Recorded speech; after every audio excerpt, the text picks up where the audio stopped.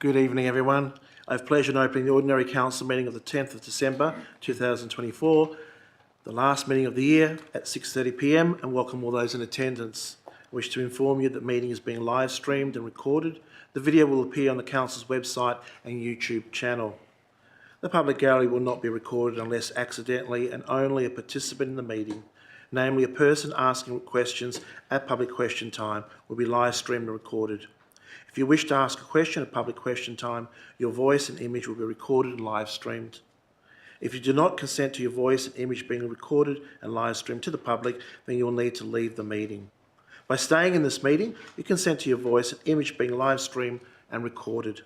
No other electronic, visual, audio recording device or instrument can be used to record the proceedings of this meeting without prior written permission from the Council, as outlined in City of Belmont Standing Orders Local Law 2017, Section 8.17. Before I begin, I'd like to acknowledge the Whadjuk Noongar people as the traditional owners of this land and pay my respects to elders, past, present and emerging. I further acknowledge their cultural heritage, beliefs, connection and relationship with this land, which continues today. Councillor Davis, will you please read aloud the affirmation of civic duty and responsibility on behalf of the elected members and officers present? Thank you, Mayor Rossi. I make this affirmation in good faith and declare that I will duly, faithfully, honestly and with integrity fulfil the duties of my office for all the people in the City of Belmont, according to the best of my judgment and ability. I will observe the City's Code of Conduct and standing orders to ensure efficient, effective and orderly decision-making within this forum. Thank you. Thank you, Councillor Davis. We have apologies from Councillor Ryan and Officer Ms Dabala, Manager of Governance and Legal. We also note Councillor Powell is currently on leave of absence. Declarations of interest. Will the Coordinator of Governance please advise those declarations made to date?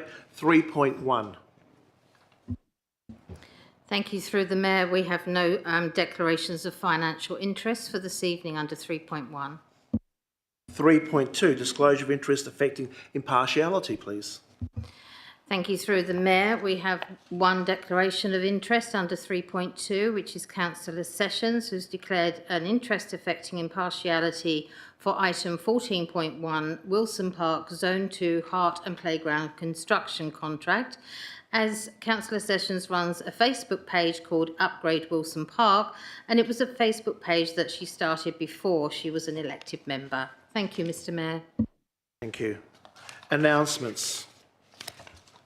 I would like to repeat the announcement made at last week's agenda briefing forum that the Australian Government have announced funding recipients under their Thriving Communities program. Our Belvedere Street Revitalisation project was included in the announcement, with the city set to receive $4.745 million contribution, roughly half the costs of the project. The city staff are working with the Department of Infrastructure, Transport and Regional Development, Communication and the Arts, and hopes to share the good news with our community soon. A wonderful result. Disclaimer. It is 6:33 p.m. I wish to draw attention to the disclaimer notice contained within the agenda document and advise members of the public that any questions made at the meeting tonight can be revoked pursuant of the Local Government Act 1985. Therefore, members of the public should not rely on any decisions until formal notification in writing from the City has been received. 4.3. Declarations by members who have not given due consideration to all matters contained in the business papers presently before the meeting. Are there any declarations to be made by councillors? None. 5.1. Public question time. 5.1. Responses to questions taken on notice. Responses to questions taken on notice from the Ordinary Council meeting of the 26th of November 2024 are to be noted in the agenda for the Ordinary Council meeting for the 25th of February 2025. From Ms Hollands on behalf of Belmont Resident and Ratepayer Action Group, Mr Cardoso, and Mr Cardoso on behalf of Belmont East Ward Connect. Questions from members of the public. It is 6:34 p.m. and open public question time and draw attention to the public gallery to the rules of public question time as written in the question time form. In accordance with section 6.3 and 6.4 of the Standing Orders, Local Law 2017, members of the public are reminded they must extend due courtesy and respect to both councillors and employees. Please do not use inappropriate, objectionable or untruthful expressions or expressions that reflect adversely on the character or actions of councillors or employees. If any expression is deemed inappropriate, you'll be directed to withdraw the expression and apologise. If you do not comply, I'll have to end your question. Lastly, I remind and caution everyone present at this meeting to refrain from making any defamatory statements, especially the proceedings are now live streamed. Under 6.2 of the City's Standing Orders, Local Law 2017, members of the public can ask up to 2 questions and you have a maximum of 2 minutes per question. For the questions to be asked and answered, as presiding member tonight, I will allow up to 4 questions per person. Please note that sub-questions being questions within questions will be counted towards the total number of questions permitted. The question number and time limit is to allow fair and equal opportunity for everyone to ask their questions before proceedings continue. At the moment, I have 1 member of the public has given prior notice to ask questions, that being Mr. Steve Walker of Bentley. I also have Ms. Hollins for Bragg, Ms. Hollins for from Redcliffe. Is there anybody else? Ms. G. And actually, I have got your paperwork. Do apologise, I just didn't write it in. Mr. Cardoso and Mr. Cardoso on behalf of Belmont Eastward Connect. Apologies.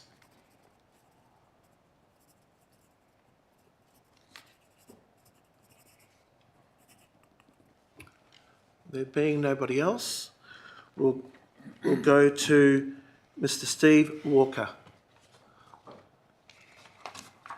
Now the CEO will read the responses. If you could read each question out.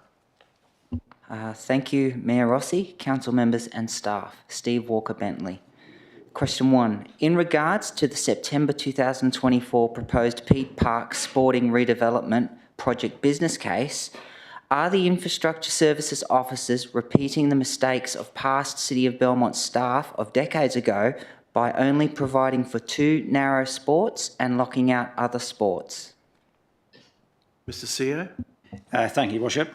Peat Park Community Centre is owned by the City of Belmont and hired on a seasonal basis to Belmont Junior Football Club during winter months and Belmont Cricket Club during summer months. The facility is not used by other regular users or community groups. The Peat Park redevelopment project will seek to cater for the immediate and long-term requirements of local sporting clubs and will deliver an expanded facility with additional changing rooms and bookable space for the community. This will provide opportunities to expand future usage of the facilities at Peat Park. Thank you, Your Worship. Go ahead. Question 2. Does not the major City of Belmont Recreation Strategy and 2023 Community Infrastructure Plan advocate prioritising multifunctional facilities and co-located facilities for a variety of sports? Mr. CEO. Thank you, Worship. The proposed new facility will be classified as a co-located multifunctional facility. Thank you, Worship. Please go ahead. Question 3. Given your paid consultant Optimum Planning Group narrowly focused on only 2 user groups to generate a $7.8 million proposal, why did City of Belmont officers continue with the legacy narrow view in their rating of the project and budget prioritising it? Mr. CEO. Thank you, Worship. As noted in the response to questions 1 and 2, the project will deliver an expanded multifunctional facility offering opportunities for additional community use at Peat Park. Thank you, Worship. Question 4. When a junior male football club misusing an oil fryer triggers a potential $7.8 million spend and budget priority, do City of Belmont recreation officers realise their effectiveness in recognising wider unmet gaps in sporting needs of your recreation strategy is looking quite questionable? Mr. CEO. Thank you, Your Worship. Investigations for major renewal work at the facility were already scheduled by the City for the 26-27 financial year. The investigation and business case were brought forward following the December 22 notice of motion by Council. Thank you, Your Worship. Thank you very much. Ms Hollins for Bragg.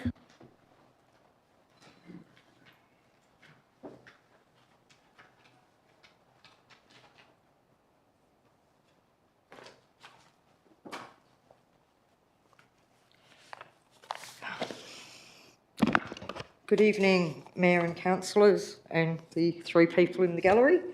I do not give consent to be on camera, and any perceived consent is under duress. So my first question, I've previously asked about the amount of times certain, in my opinion, inappropriate books for children under 12 have been taken out at the library. Previously, the CEO exercised his rights under the Act and was said it was too time consuming to provide me this information. Of course, one might be able to get this under FOI, but if the City forces me to go through with the review process and then the external review process, it could take a couple of years to provide it. I took the liberty of going to the library yesterday, presenting my card and asking for a printout of the books I borrowed this year. No problem, took less than 5 minutes. I asked if I picked any book on the shelf without giving me the names of who took it out, could they also advise how many times it had been booked out in the year? And the answer was yes, amazingly. So my question, is the CEO aware how simple it is to provide this information I've requested with the database they use, or is this a case of not wanting me to have this information and therefore using the Act by saying it would take too much resources to prevent me from getting it? Furthermore, now I've explained how easy it will be, will the CEO be able to provide it? Mr CEO. Thank you, Worship. The staff member that you spoke to has correctly advised that it is possible to check how many times a particular book has been borrowed in the last 12 months. However, your question in August did not relate to a particular book. Your question actually stated, can I have a breakdown from the City as to how long Ruth Faulkner Library has been stocking LGBTQIA books, who decides what books are supplied, and often those books are taken out on loan since they have been on the shelves. And a follow-up question, am I able to get a breakdown how many times they are booked out? That is quite different than asking for an individual book. Thank you, Your Worship. So I'll provide the list and you'll be able to accommodate. Thank you. Beg your pardon? Please go ahead. Yeah, Costco opened on the airport, I believe, in March of 2020 and the DFO around October 2018. Both of these facilities had brought a significant amount of traffic to the area in Redcliffe and the rat-running streets in the area. There's also a number of other businesses such as Woolworths and McDonald's that have gone up since then.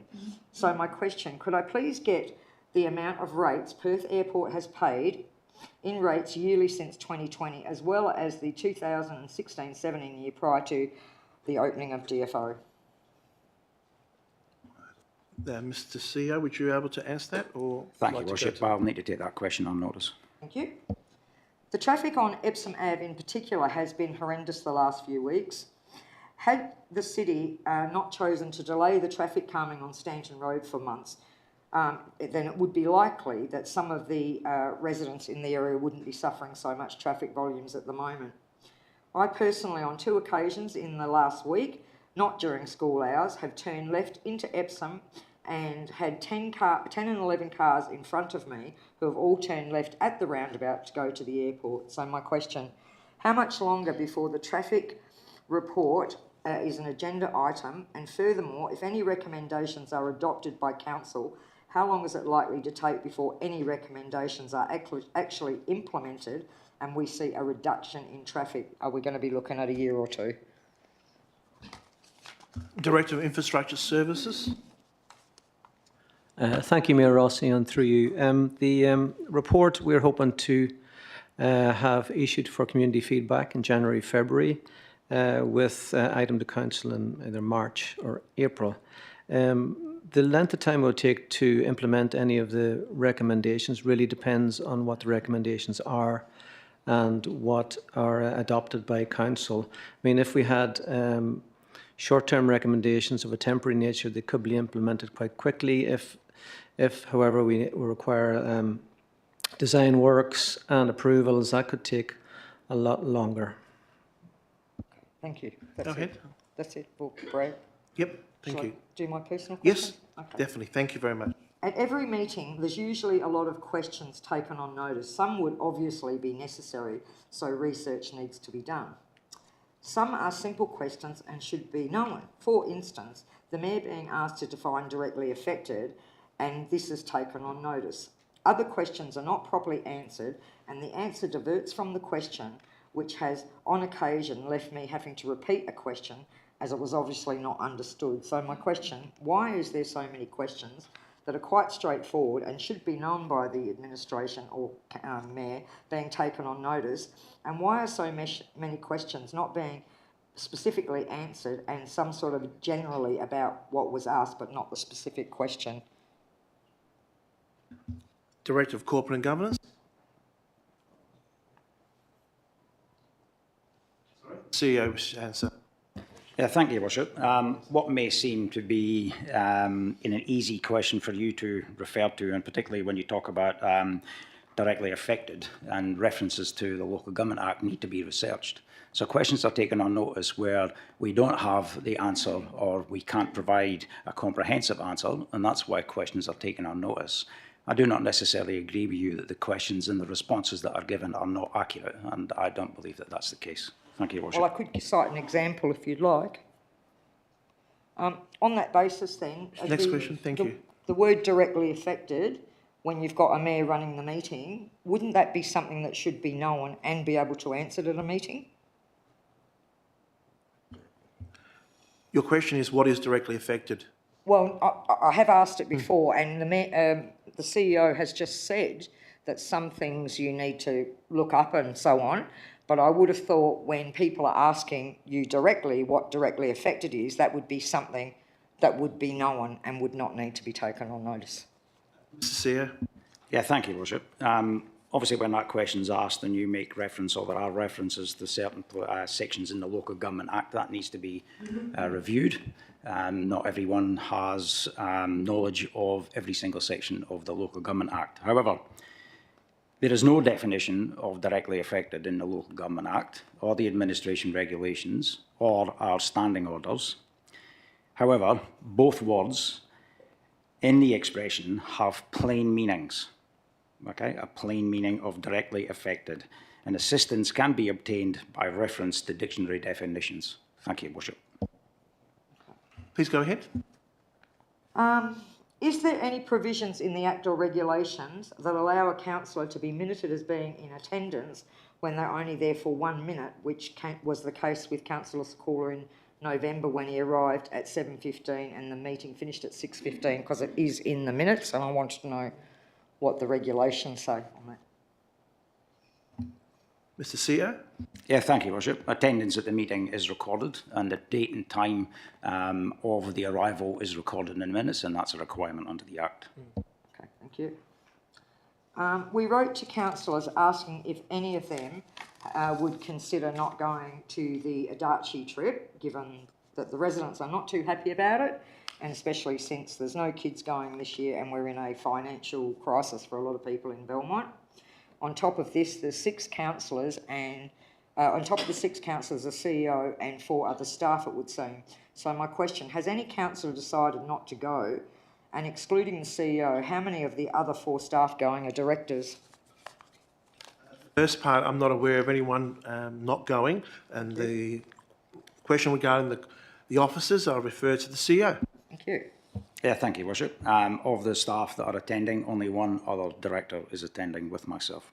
Okay, thank you. Thank you. We move on to Ms. G.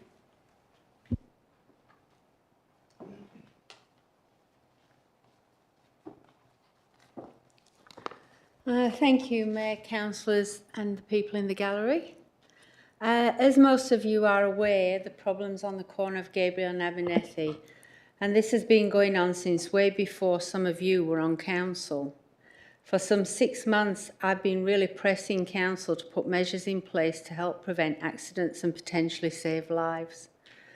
I'm aware finally something is going to be done, but for my emotional and financial well-being, this has come a bit too late. Had it happened prior to the 11th of October, I would not be as stressed and I wouldn't be over $7,000 out of pocket. The losses I have suffered as a result of an accident that could have been prevented. I'd put my house on the market and it was put on hold for 2 months. So I would like to ask council regarding my losses, who do I send the bill to? CEO, you able to answer that? Thank you, Your Worship. I would assume this is an insurance claim, and I would suggest that you should refer that to your insurance company. Thank you, Your Worship. Go ahead, please. Thank you. Yeah, well, I was just asking who I sent it to, because if you guys had have put measures in and listened to people earlier, a lot of these accidents would not have happened. Yep. Next question. Thank you. Right. The crossover on my corner has had bollards put up, which I'm very grateful for, and it did prevent an accident last Wednesday. But my question is, why are the bollards so far apart that a car could fit between them in the first place? Director of Infrastructure Services. Yeah, through you, Mayor Rossi, the only location that the bollards are far enough apart that a vehicle could go through is at the pram ramp. The other bollards, a vehicle couldn't get through between those ones. Yeah, but is this a safe crossing then for people if a car can go between the bollards? Because the actual footpath and the path that the people get off with the pram is not as wide as the bollards. The bollards, especially on one side, goes another metre or so wider, it could have come in. So now we've proved, because I sent a photograph to all councillors, that a car fits between them. So if there's a pedestrian coming down, the likelihood is they're not going to survive. Director of Infrastructure Services, are the bollards too wide or are they at regulations? I think that's what, from what I'm getting from what Ms. G is saying. Through you, Mayor Rossi, I mean, if we put the bollards at the same spacings across the ramp, then you couldn't use the ramp. But I'll take the rest of that question on notice. Yeah, if you could actually go out and have a look at it, because there is part of a path like that where the bollard could have been placed closer. Thank you. Martin Cardoso, your personal questions first. Martin Cardozo, Lyle Street, Redcliffe. Good evening, Mayor, councillors, city officers and members of the gallery. I would like to start by thanking council and city officers for their support, hard work and patience over the past year, and take the opportunity to wish everyone a safe and happy Christmas. I feel I have a newly found passion for community engagement, and I appreciate everything that has transpired. So all of my questions are significantly less than 1 minute. The last one on behalf of East Ward Connect is about 1 minute. So question one, a question pertaining to the clarification of dual pathways for requests. Standing Orders 6.6 and 6.7 establish pathways for deputation and submission requests to be made either before or during a meeting. These pathways involve distinct roles for the CEO and the presiding member, potentially leading to procedural ambiguity. Could the city clarify the distinct processes and decision-making criteria outlined in Standing Orders 6.6 and 6.7, specifically regarding deputation and submission requests managed by the CEO prior to the meeting versus those handled by the presiding member during the meeting? Thank you. We've got the paperwork here, and Mr. CEO will respond. Yeah, thank you, Worship. When it comes to deputations and submissions, it helps if those are provided in writing well in advance of the meeting. It also helps if that submission clearly outlines how anyone making a submission is directly affected by the matter on the agenda. Now, if that happens, that gives me sufficient time to make a determination as to whether I believe the person is directly affected by the item on the agenda and can either approve or reject that request. In recent times, some deputations are handed in just before the meeting on the forum and arrive on our desk here maybe 2 or 3 minutes prior to the commencement of the meeting. So that therefore does not allow me sufficient time to consider what is in the submission or the deputation. Often those deputation forms or submission forms that are handed in clearly state want to make a deputation in support of item whatever. So there's no clear description of what the deputation or submission is, nor is there any evidence to support whether any individual is directly affected by the item. So that then allows the mayor at this meeting to ask the person when they step up to the lectern how they are directly affected. It's at that point the mayor has discretion in accordance with the standing orders to either make or allow the deputation or to reject it based on the directly affected provisions within the standing orders. Thank you, Worship. Thank you. I'd like to further interrogate that, but that's fine. Question 2, an additional supplementary question pertaining to the criteria and communication of directly affected status.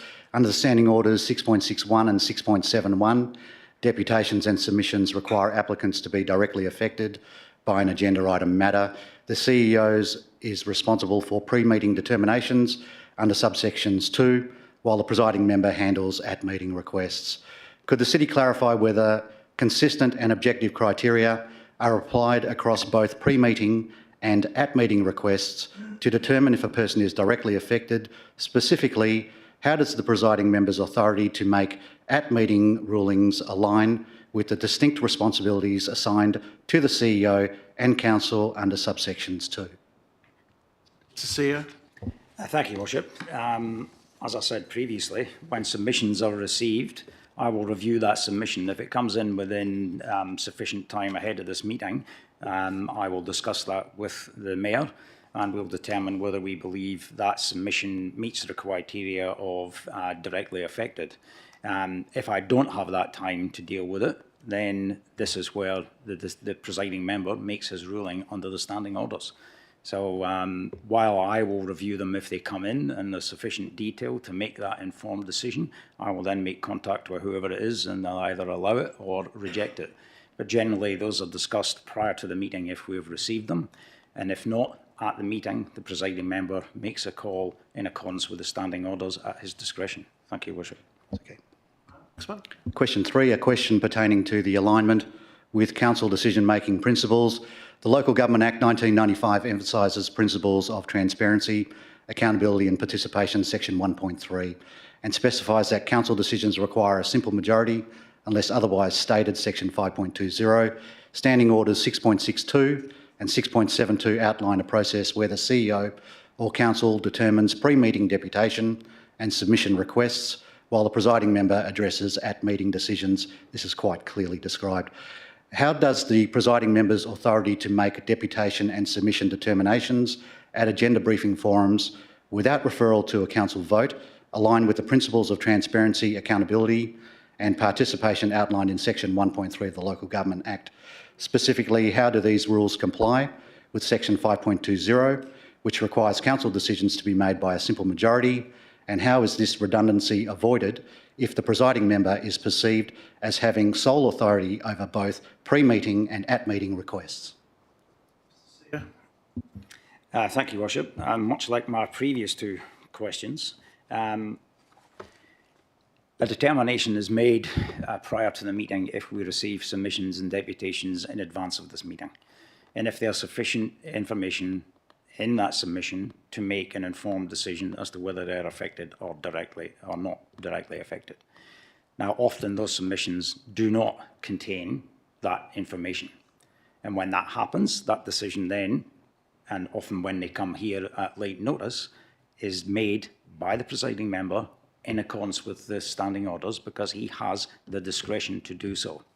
I don't recall any circumstance where a submission or a deputation has been determined by this council as a whole as a result of either me failing to make a determination, either positive or negative, or the presiding member being able to do that based on the evidence that's provided by the deputy or submitter on the reasons why they believe that they are directly affected. If there was a situation where it came through and I was unsure and the mayor was unsure, then I would imagine that that would come and be presented to this council for them to make a determination. However, to date, that has not been necessary. Thank you, Your Worship. Thank you.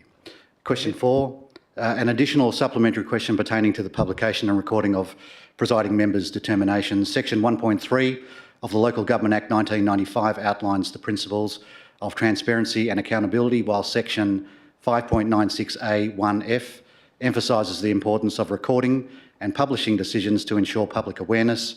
Standing Orders 6.6 and 6.7 provide for shared decision-making among the CEO, the Council and the presiding member for deputations and submissions.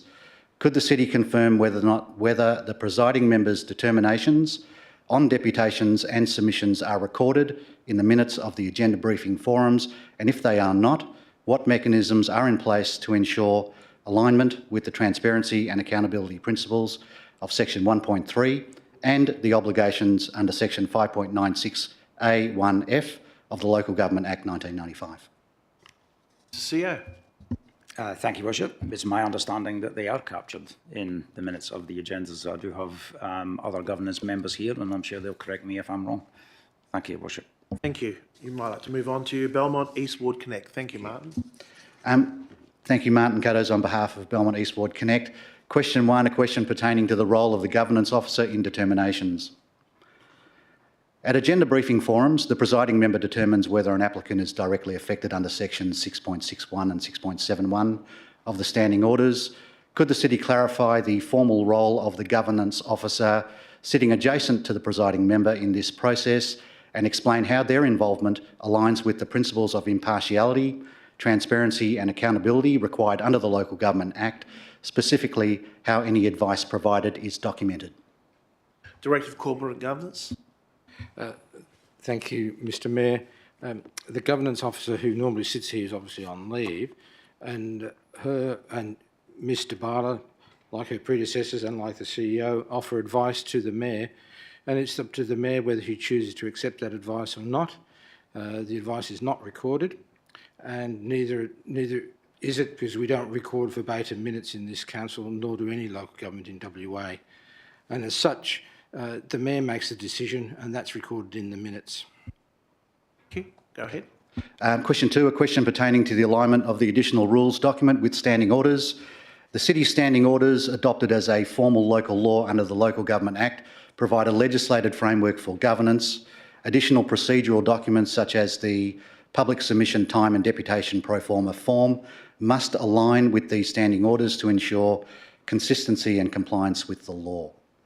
Could the City clarify how the public submission time and deputation pro forma aligns with sections 6.62 and 6.72 of the standing orders, particularly regarding the CEO's role in referring requests to the Council for resolution by simple majority? Specifically, why does the document instead present the presiding member as having sole authority to determine whether or not an individual is directly affected, and if this conflicts with the standing orders, should the rules not be revised to align with the legislated processes? Director of Corporate and Governance. Thank you, Mr Mayor. The Local Government Act, section 5.22, the Local Government Administration Regulations 7.1 and the standing orders all work in unison to cover and direct how public question time should operate, including declaration of directly affected. The Local Government Act is the overarching control mechanism, heads of power, and refers to how public question time should operate under regulations Local Government Act 5.21b, and how Council should set procedures for public question time under Local Government Act 5.242. The Local Government Administration Regulations 7.1 to 5 provide the detail on how public question time should work. The Council standing orders likewise provide the presiding member how the presiding member should run the public question time. The public question time form which you mentioned, which which is empowered under Local Government Act Section 5.24, instructs members of the public who want to participate in public question time how public question time will work and how they can participate. I believe, in summary, standing orders, the Local Government Act and the Local Government Administration Regulations are for the Council, and the public question time form is for members of the public. It would be unfair just to provide members of the public with a copy of the standing orders. The Act and Regulations say, go figure it out for yourself. By providing the procedures as contained in the public question time form, Council is summarising in detail how the public can comply with the Local Government Act, the Local Government Administration Regulations and Council standing orders. Thank you, Mr Mayor. Thank you. Thank you, Martin. Thank you. Question 3, a question pertaining to section 6.11 of the standing orders. Transparency is a cornerstone of public governance. Many of our surrounding local authorities have embraced live streaming, not only for the required OCMs, but voluntarily across ABFs and risk and audit committees to ensure community access. Belmont does not currently provide this community engagement access for agenda briefing forums. I seek to enhance community engagement with a public question on a future agenda item matter that affects thousands of local residents. In accordance with section 6.11 of the standing orders, which permits the recordings of proceedings at an agenda briefing forum, with the presiding member's approval, could permission be granted to record and publish the forum's discussion, including submissions and deputations of the Stanton Traffic Calming Project to promote transparency and public access, and can the outcome of this request be recorded in the minutes? Mr CEO. Thank you, Worship. I think I've provided a response to that at previous meetings about whether or not the Council will choose to live stream agenda briefing forums. The reality is, as I mentioned previously, there is a Council policy that governs this procedure, and Council did consider that in the lead up to endorsing that policy, and to date there has been no appetite to live stream the agenda briefing forums. Thank you, Your Worship. Thank you. Your Worship, I'll have to ask that question again next year because the question was... Okay, that's fine. That's fine. Thank you. Okay. Question 4. So many questions, but sadly the last one for this year. It's timed at about 1 minute, including preamble, and pertains to the revised Stanton project. Thank you, Mr Murphy. In 2022 and again in 2023, Lyle Street families petitioned the City for help with out-of-area traffic, but were told no intervention was warranted, despite presenting proven engineering innovative methods used by other local government authorities. All methods were rejected. The most recent city traffic data shows 300 out-of-area vehicles pass through Lyle Street between 3:30am and 6:30am. This is not ordinary traffic. It is 300 cars driving through a quiet residential street in the dead of night, funnelling towards Great Eastern Highway to avoid Epsom lights. Over the past year, Lyle Street has endured 110,000 vehicles cutting through a quiet residential area during the early hours, 110,000 disruptions to residents' peace, safety and quality of life. Section 3.1(1)(a) of the Local Government Act emphasises the need for councils to promote social sustainability and consider the long-term impacts of their decisions on communities. Addressing disruptive traffic patterns and safeguarding residents' quality of life are integral to fulfilling these responsibilities. With Tranche 2 of the local government reforms compelling LGAs to provide innovative solutions for their communities, can the Lyle Street families ask what mitigation strategies will be included to address the loophole of traffic avoidance through Lyle Street in the revised Stanton project? Director of Infrastructure Services. Through you, Mayor Rossi, I mean, that is being addressed in the Redcliffe area traffic study, which, as I did note earlier, hopefully we'll have a report to issue to the community in January, February for community comment. Thank you. We're almost there, Martin. Thank you. That's it. Thank you. Thank you, Your Worship. I close public question time at 7:09.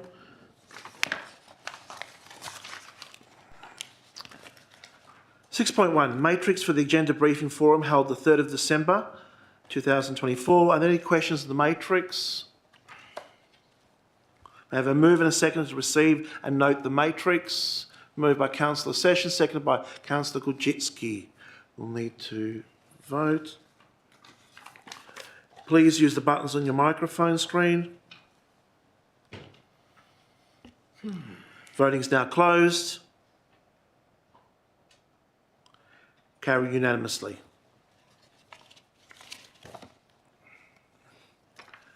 Six point two, ordinary council meeting held on 26th of November.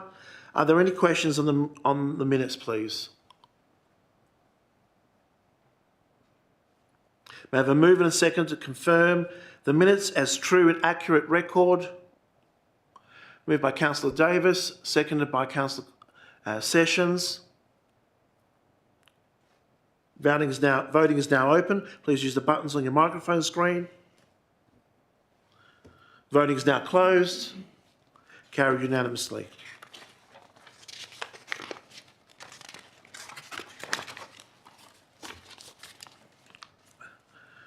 Questions by members of which due notice has been given without discussion? There are none. Response to questions taken on notice? There are none. Questions by members without notice? Are there any questions by members? No. Hearing business of an urgent nature approved by the presiding member or by decision? Are there any new business of an urgent nature? None. Business adjourned from the previous meeting? There are none. Standing Committee, Audit and Risk, held on 25th of November of this year, 2024. Are there any questions on the minutes? May I have a move and a seconder? Moved by Councillor Sikula, seconded by Councillor Kulczycki, for the minutes of the Audit and Risk meeting held on 25th of November to be received and noted. Voting is now open. Please use the buttons on your microphone screen. Councillor Sessions, done. Voting is now closed. Carried unanimously. Thank you. Reports of administration. I will go through each one. We have already 12.6 withdrawn by Councillor Kulczycki, but 12.1.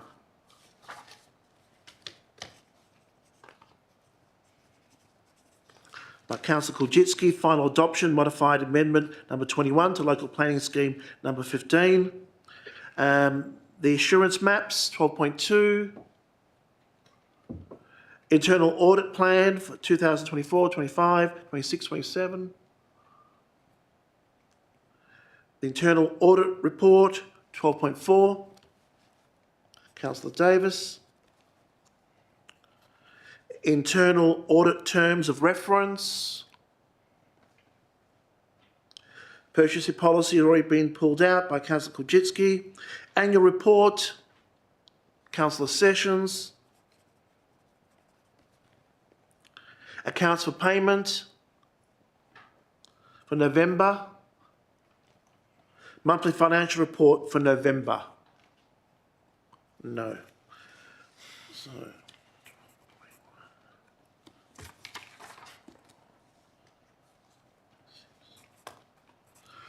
I've got that. Okay. Yep. Yeah, that's correct. So, may I have a move and a seconder to adopt the balance of reports en bloc by absolute majority decision, with the exception of 12.1, 12.4, 12.6, 12.7. Need a mover. Moved by Councillor Sikula, seconded by Councillor Harris.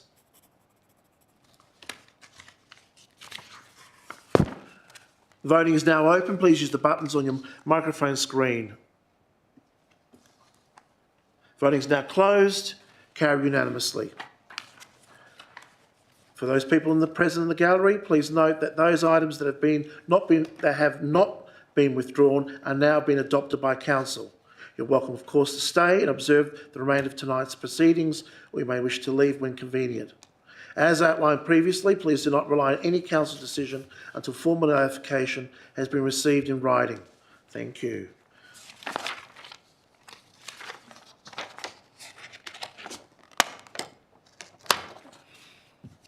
We now move to 12.1. Councillor Kulczycki.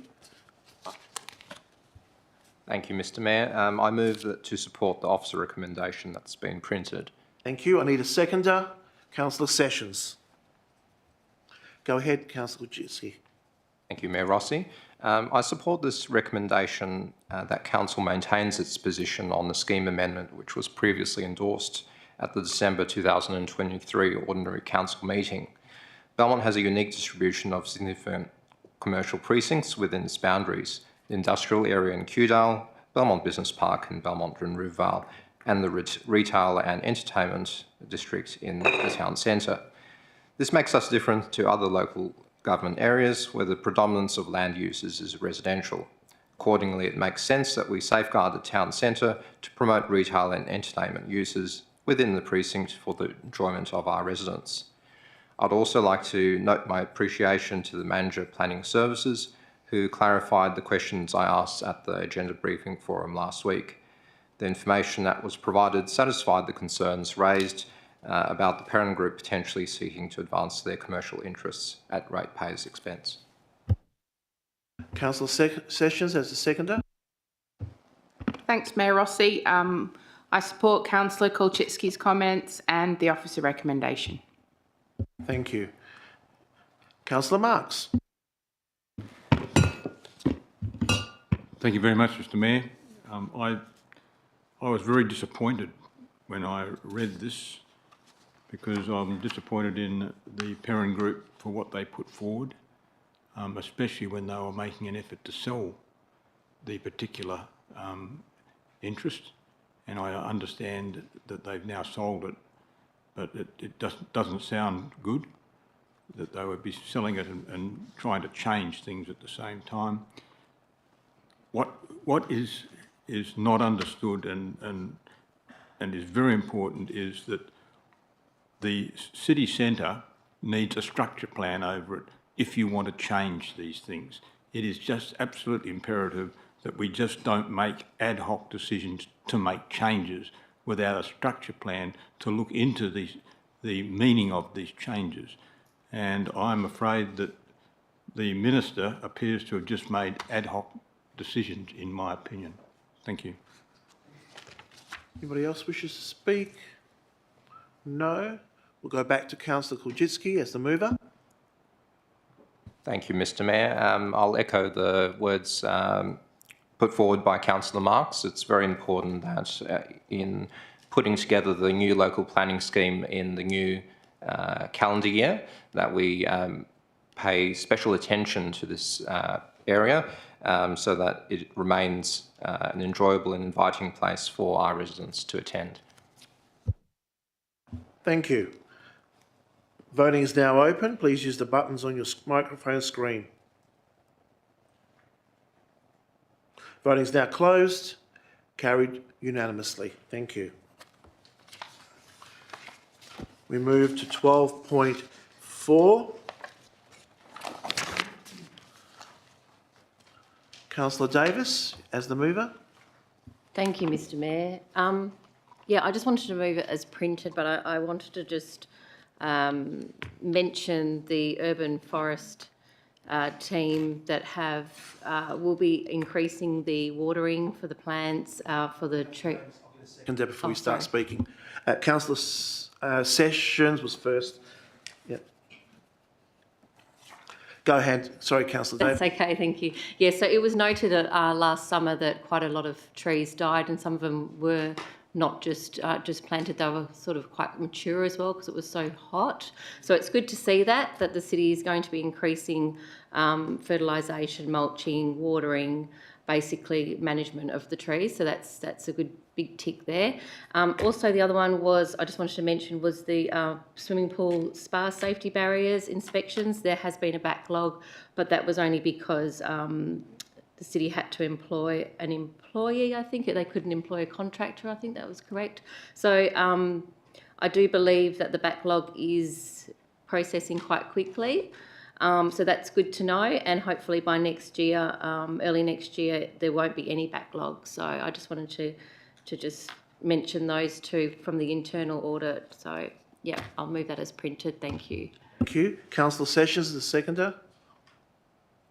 Thanks, Mayor Rossi. Also support it as printed. I know my only question last time was about the pathways, and I actually have a meeting here tomorrow about that anyway. Thank you. Fantastic. Councillor Sakula, your hand was up also. So do you want to speak on it? Sure, no, okay. Anybody else wish to speak on it? No? Back to you, Councillor Davis. Thank you. Voting is now open. Please use the buttons on your microphone screen. Carry unanimously.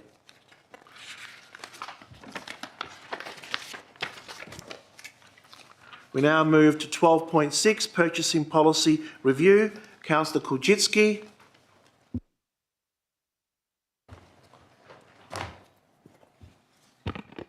Thank you, Mr Mayor. Consistent with clause 10.1 of the standing orders, I propose two changes to the officer recommendation regarding this purchasing policy review, and these changes relate to the proposed... Start detailing it. Councillor Sessions. Glass, water sticking to the glass. Councillor Sessions is the seconder. Please go ahead, Councillor Kulczycki. Please go through it. Okay, thank you. So I'm proposing two changes to the officer recommendation regarding the purchasing policy review, and these changes relate to the proposed delegation threshold for the CEO and the approval of contract variations. The aim of the motion is to promote good governance, and the reasons for this include setting of the CEO's delegation threshold at $350,000 reflects an inflation-adjusted value equivalent to the amount set in 2015 and maintains Council's ability to oversee the review of decisions for the benefit of the community. It reduces the risk of operational delays caused by agenda scheduling. Council can revise this threshold during future policy reviews as needed. This modification balances practicality in the procurement process with financial responsibility. Retaining council oversight for contract variations ensures alignment with the city's strategic objectives. It strengthens governance principles by involving council in significant financial decisions. This also helps maintain transparency and builds community confidence in our processes. Finally, these modifications support better risk management and improve governance practices. Timely adoption allows the necessary procedural updates to integrate with the deployment of the new financial module by the 1st of February next year, and any delays to these measures would represent a governance inefficiency and a missed opportunity to modernise our processes. Thank you, Mr Mayor. Thank you. As a seconder? Nothing further to add, Mr Mayor. Further? Councillor Davis. Thank you, Mr Mayor. I'll support the alternative motion, probably mainly because I'll reflect what the report said. It said in 2015 the 250,000 had been set, or around that time. So if you do look at the CPI from back then to now, it would be around about 350,000, and it is going to be reviewed in a couple of years' time anyway. So I'd be happy to support this motion. Thank you. I have a question. Could I ask the Director of Corporate Governance, what is the potential impact on the city of going to 350, if there is any? Thank you, Mr Mayor. The original proposal was to take the CEO's delegation to 500,000, and if I recall, the Manager Financial Services indicated I think there would be two less tenders that come to Council for determination. Those would be under delegation. And if I recall, of the 30-odd Tier 1 councils, Bayswater had a delegation limit of 250,000 and City of Belmont had a delegation limit of 250,000, now proposed to go to 350, whereas the majority of other councils in the Band 1 had 500,000. I think approximately 7 or 9 had 500,000, and a number of councils, I think there's 7 if I recall, had $1 million plus. The City of Swan had $5 million for the delegation to the CEO, and the City of Perth had $10 million. Our suggestion to go to 500,000 was, of course, to cover the CPI increase from 2015 to 2024, in fact 2025 by the time those changes go through, but it was really just to reflect that the figure that all Band 1 councils except Bayswater and Belmont had gone already to $500,000, and we were just falling into line with those. I appreciate it's above the CPI, and I get that, but that was the reason, and that we didn't have to come back next year saying, can we have an increase to 400,000 or 450,000, depending on what the CPI is. That's all. Thank you. Any further speakers? Councillor Mark? Thank you, Mr Mayor. I did look carefully at this. I can understand where Councillor Cogdici is coming from. He wants to cover inflation, but he's not keen to take on the extra delegation for the CEO. I'm not too certain whether not taking it on is a good move, especially considering the number of councils that are now using $500,000. I'm just not. I've been thinking about this for a weekend, and I'm of the opinion that it might be a backward step if we don't consider the delegation at $500,000. Thank you. Anybody else wishes to speak? No, then I'll just briefly say I am concerned that we are the lowest, and that every other Band 1 council is at $500,000, with the exception of Bayswater. We have numerous projects coming up. I would be greatly concerned if we start slowing things down in council. We have many projects ahead of us, and I would prefer to go to $500,000. So I won't be voting for this. Thank you. Back to the mover, Councillor Kudjitz. Thank you, Mr Mayor. In terms of risk, we do engage in monthly ordinary council meetings with the exception of January. So council does have the opportunity to move through agenda items fairly quickly, and there's a very limited history of us delaying tender items that are presented to council, as they historically have been presented to us in a thorough and acceptable way. So in those, with those thoughts in mind, I propose that we do follow through with this amendment that's presented for our consideration. Thank you. Voting is now open. Please use the buttons on your microphone screen.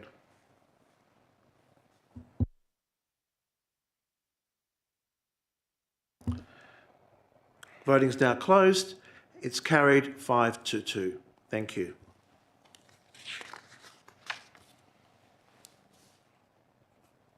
We now move to the annual report. Councillor Sessions. Thank you, Mr Mayor. I intend to move this as printed, but I just pulled this out so Councillor Harris could ask some questions on it. I need a seconder first. Councillor Sikora. Thank you. Back to you first, Councillor Sessions. Do you wish to speak on it? No questions or comments, thank you. Thank you. To the seconder. Thank you, Your Worship. I just want to acknowledge and recognise the work of the city officers in compiling the annual report. I think it's very well written, and I think it covers a range of important elements of our achievement during the past 12 months. I particularly want to draw attention to page 33 in terms of council meetings and the various subgroups and so forth that are listed there. And I want to commend councillors on attending the various council meetings that were there, given their busy schedules. Also, I want to acknowledge pages 9 through to 12, which articulates the various groups and the reports that were made during that past 12-month period. Thank you, Your Worship. Councillor Harris, you've got some questions? Yes, as this wasn't available for the agenda briefing, I'd like to ask the questions that I would have asked then. Is that But right? the questions have been emailed to you, Yes. haven't they? Yes. Yes, thank you. responses have been, the responses. Thank I you. understand. Go ahead. My first questions are regarding the progress against the Connected Belmont goal on page 238 of the agenda, which is page 25 of the annual report.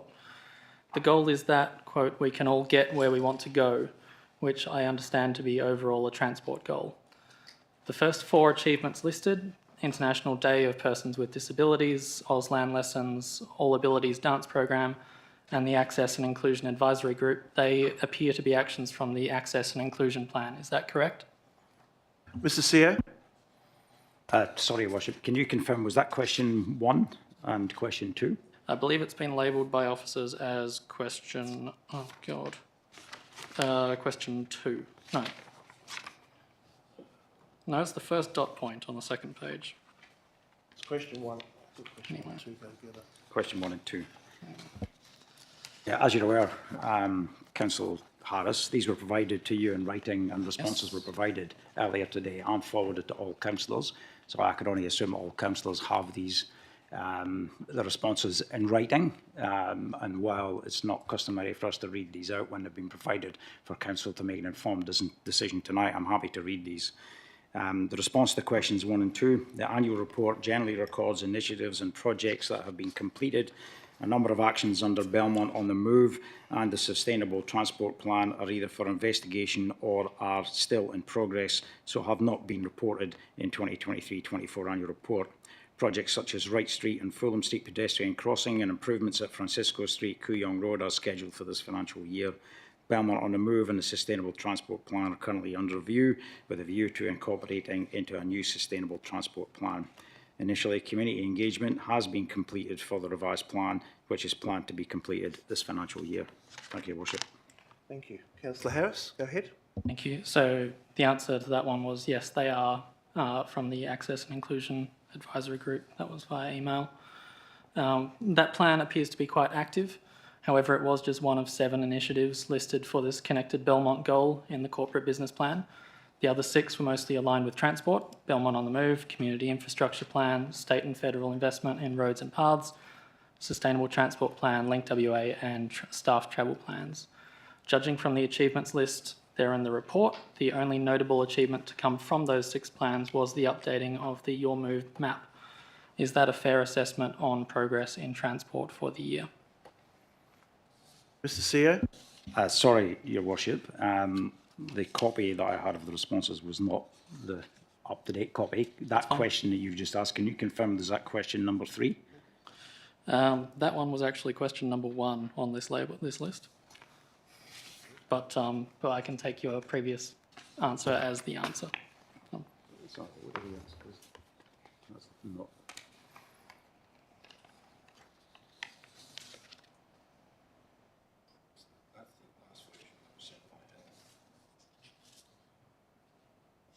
Question 4 is missing. Sorry, Councillor Harris, can I ask if you can just confirm which question number that was that's related on the responses that were provided so I can read that out? That one was labelled as question 1 on this memo. So you did just read the answer to that. That's fine. Yeah, so your next question? Yes. Is there capacity to put more detail into the annual report to highlight more actions against the Connected Belmont goal? That's also the same answer that you've just given, which I believe would be effectively a no. Looking to the projects looking forward section at the bottom of the page, we have development of a new road safety management plan. The same plan was in the same section last year in the previous annual report. What progress has been made on developing that plan? Mr. CEO? Thank you, Worship. The Road Safety Management Plan is being drafted currently based on the Main Roads WA template. It will be informed by the outcomes of the Redcliffe area and Abernethy Road traffic studies and is scheduled for completion this financial year. Okay. And 3 pages on page 28 of the report, which is Responsible Belmont. One of the strategies is to deliver effective, fair and transparent leadership and decision-making. One notable achievement that was not listed is the introduction of live streaming of ordinary council meetings, introduced halfway through the year being reviewed. Why was this not included? Director of Governance. Oops. Thank you, Mr Mayor. Look, there's a limited amount of space and there's lots of projects to say we've done. However, taking your question on notice, we've actually amended administratively and we've included in the draft annual report. Appreciate that. Thank you. And finally, one minor correction. On page 42 of the report, the asterisk on Councillor Carter's name states a term that started in October 2023. I believe the asterisk should be a caret instead to denote the March 2020. That's all. And that's all for my questions. Thank you. Thank you. We'll take that on notice. Thank you. Now, Councillor Harris, would you wish to speak on it? Yes, please. Thank you. I have concerns with this annual report that I don't think can be fixed via a council amendment, as I don't have the operational information required to do that. As a result, I think my main option is to speak against it. The annual report is our yearly summary of what we've achieved over the last year. It is for both community and for council's information. Council relies on this as the main update to track our progress against the corporate business plan. Ordinarily, this report will be provided to Council in time for the agenda briefing so that questions and answers can be exchanged on it and any modifications or additional detail can be added. In this case, it wasn't available until after the agenda briefing, and so those exchanges didn't happen.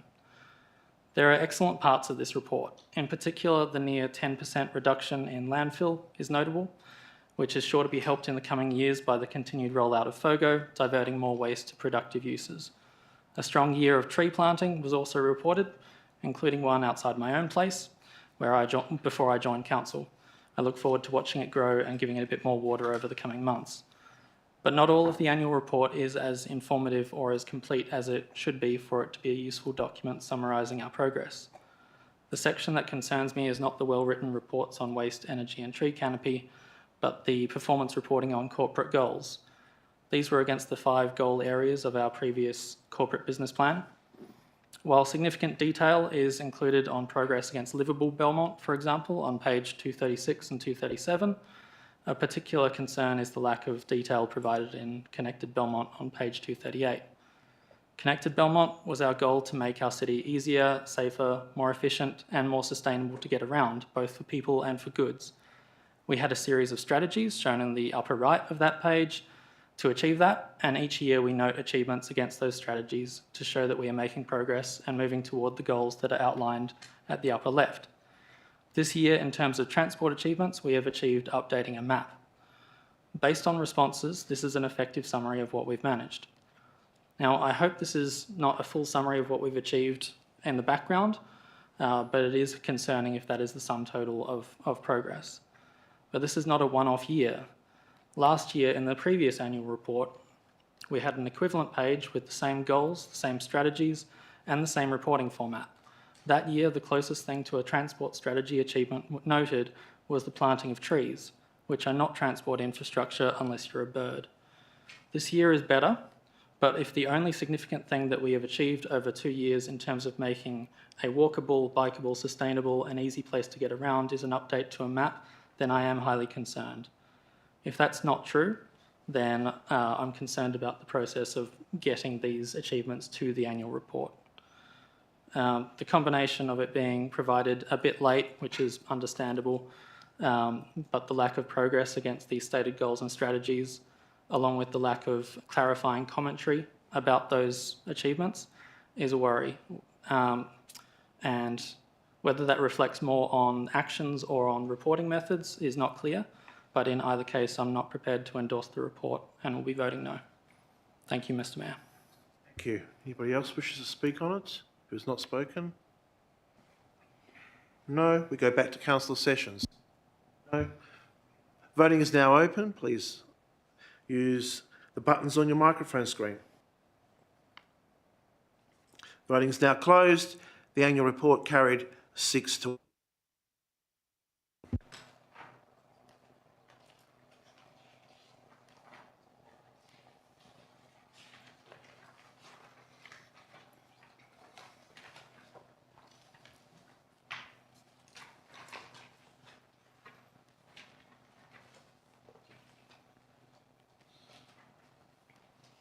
We move to reports by the Chief Executive Officer. Requests for leave of absence. Are there any requests for leave of absence, Mr. CEO? There are none.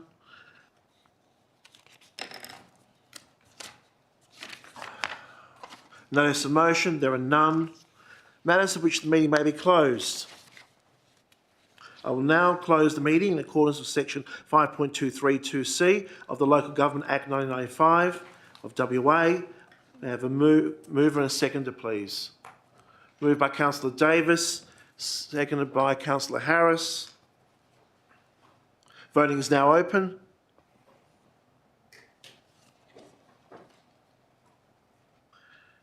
Voting is now closed. Carry unanimously. Thank you. Would the IT officer please pause the live stream? And those in the gallery, please depart the chamber. Thank you.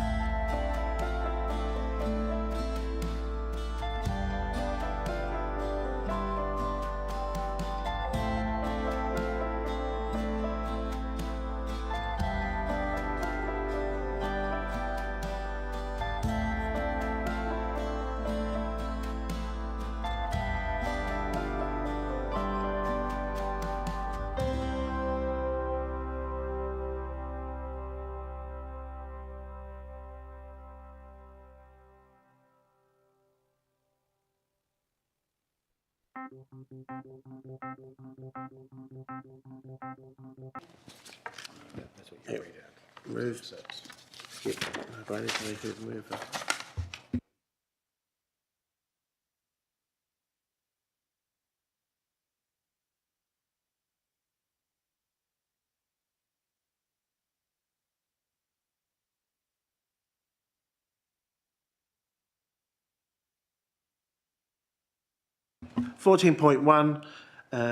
The tender process, Wilson Park Zone 2 Hart Playground construction contract that Council accepts.